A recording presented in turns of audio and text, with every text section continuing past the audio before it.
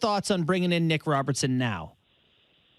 Yeah, I'm glad it happened. I think, it's a bit of a failing of the system maybe, or the management of the cap, that you're so tight to the cap that you can't reward a kid that is a draft pick of yours, a prospect of yours, when he had the training camp of his life, right, was a standout.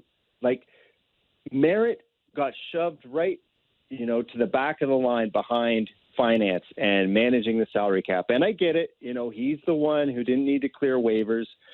But it didn't sit right with me that this kid busted his butt, did everything asked of him, was a star in the preseason. And, I mean, that's all he can play, right, is the preseason. That's what's there. And he has to go down. Then he serves his time with the Marlies, gets a couple points, scores a goal before he gets called up. And then you stick with Dennis Malgin, who, ended up playing less than 9 minutes, I think, against the Coyotes. He hasn't had a shot on net since the Montreal game. He's an obvious candidate to come out. So, on the flip side, I think there is some nice poetry there that Nick gets his season debut against his older brother Jason's team, the Dallas Stars, tomorrow. So that'll be kind of nice. But this spot has been hard earned, and I expect him to come out flying tomorrow night. So good on him. Nice to see. And it's going to be tough for Malgin to get back in the lineup if Nick Robertson has any say in it, because that is one determined kid. Do you think there's a world where Robertson doesn't necessarily stop on that second line with Tavares? I mean, Michael Bunting's been a guy who's been moved around a little bit. We know Keefe got the blender going out in the Arizona game there. So obviously, you don't want to read too much into it, depending on what the lines are going to look like next game. But I mean, if Bunting is not going to be locked and loaded on that left side, there are many different places he can find himself. And then conversely, you've got a big hole. Do you see a world where Robertson could kind of quickly elevate himself to playing alongside Matthews and Marner, or do you expect he'll be kind of shielded away from that to start?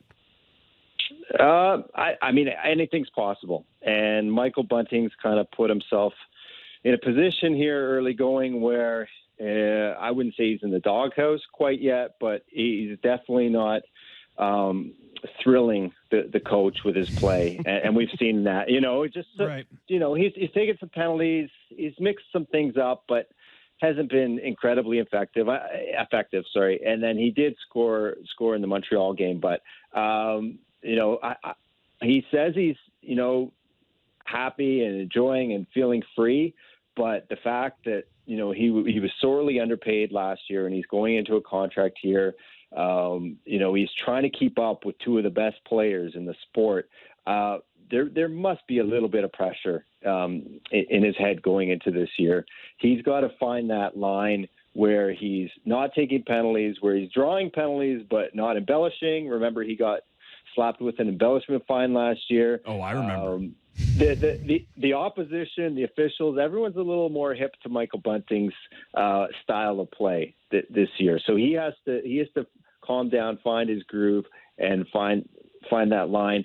Nick Robertson, there's a chance, right? Like, if things are going south, Keefe has never hesitated to throw his lines in the blender.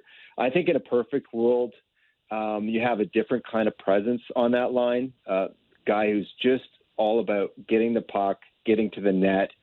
I don't know if there's enough, plays to have so many triggermen on that line. I like Nick Robertson being a primary shooter on another line.